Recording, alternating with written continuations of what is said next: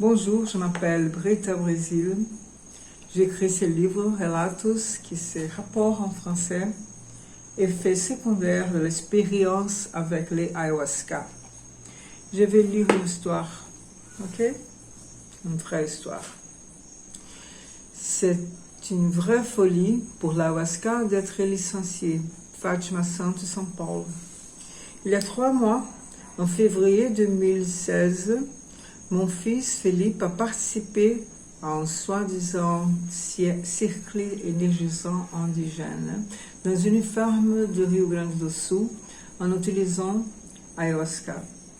Après 3 jours d'hallucination, il a fait une pause psychotique, était hospitalisé et traité avec des médicaments très puissants. Il y a une semaine, nous avons dû augmenter la dose des médicaments car il a recommencé à devenir paranoïque. Il a 23 ans. Il ne peut plus travailler et étudier car il prend une dose élevée de médicaments. Il ne peut pas se concentrer et reste somnolent pendant la journée. Les jours où il a halluciné, il était obsédé par les éléments de la nature.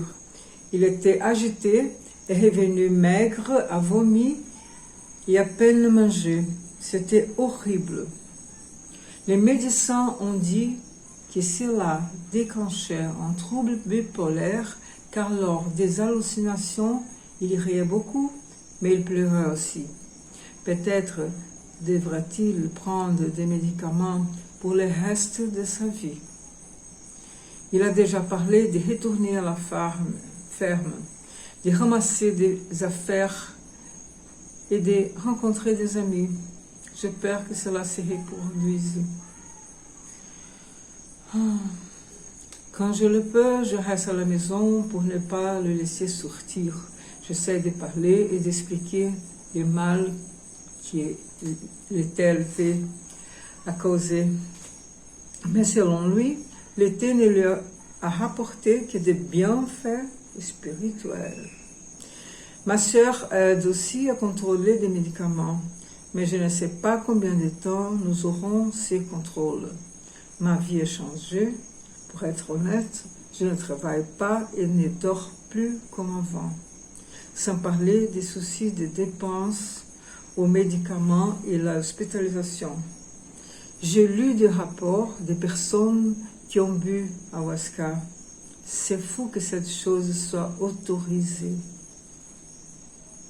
J'ai pensé à les signaler, aller au ministère public, je ne sais pas quoi, faire quelque chose.